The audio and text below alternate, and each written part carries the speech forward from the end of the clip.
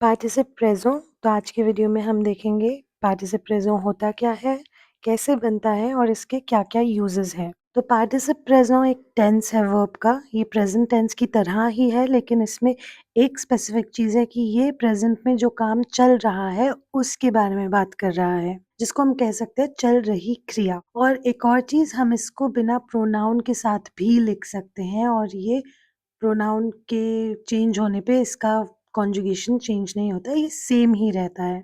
तो इसको बनाने के 3 मेन स्टेप्स हैं। पहला स्टेप है हम जो वर्ब है उसको प्रेज़ेंट टेंस में कॉन्जुगेट करेंगे और उसका न्यू फॉर्म लेंगे which is first person plural. Second step है हम उसके न्यू फॉर्म से जो एंडिंग है न्यू की ओएनएस वो रिमूव कर देंगे और हमारे पास बेस ऑफ द वर्ब बच जाएगा।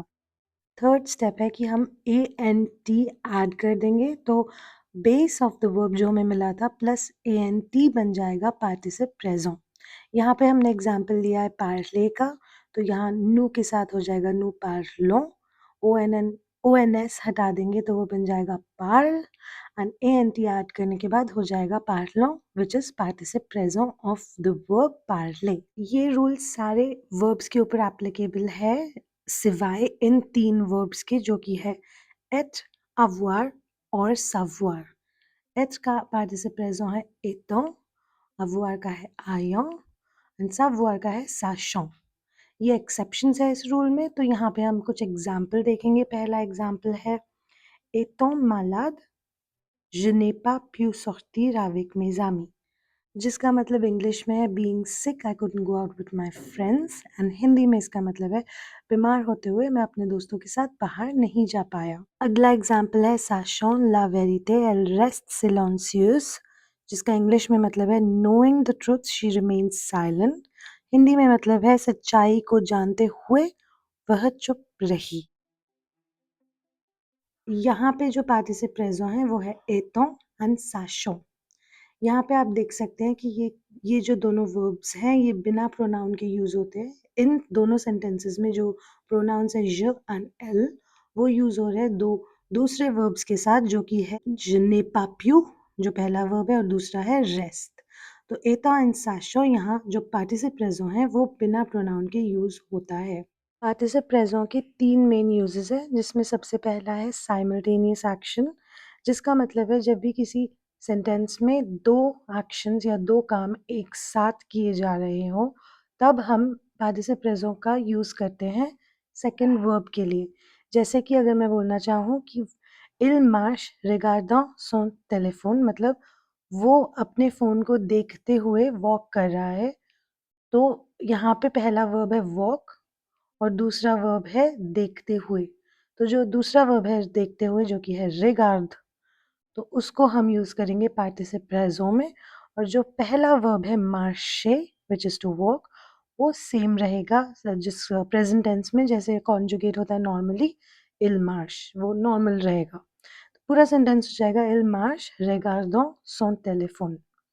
सिमिलरली अगर मैं टेंस चेंज कर दूँ इसका तो ये हो जाएगा इल मार्शे रिगार्डों सोन टेलीफोन जो हो जाएगा वो वॉक करता था अपने फ़ोन को देखते हुए।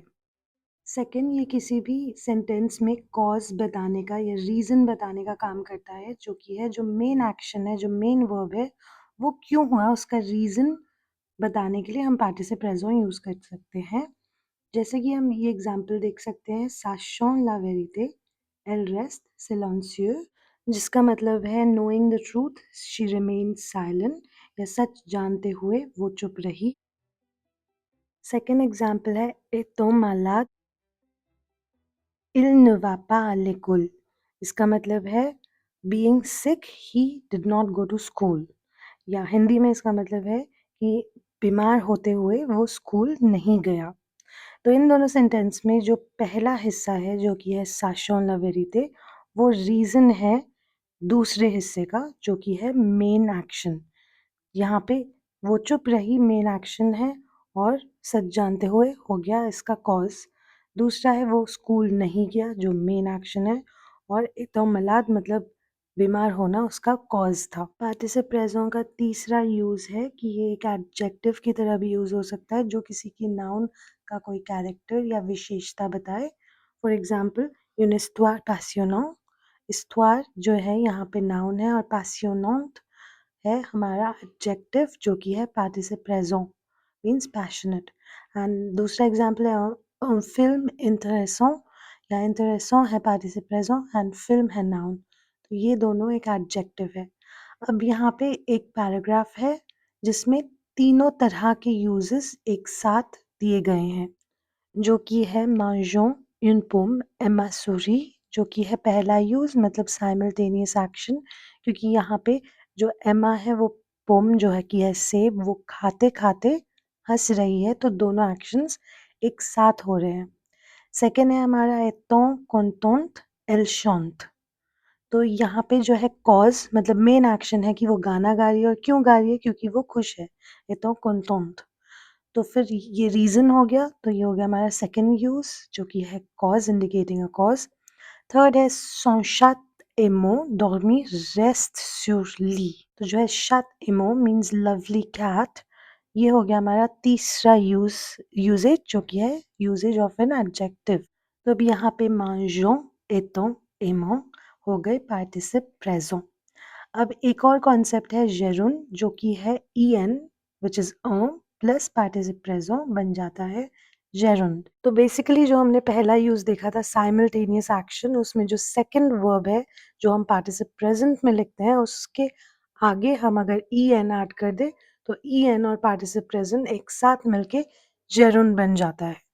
इसके दो एग्जाम्पल्स है इल मार्श en regardant le téléphone मतलब ही is walking while watching his phone।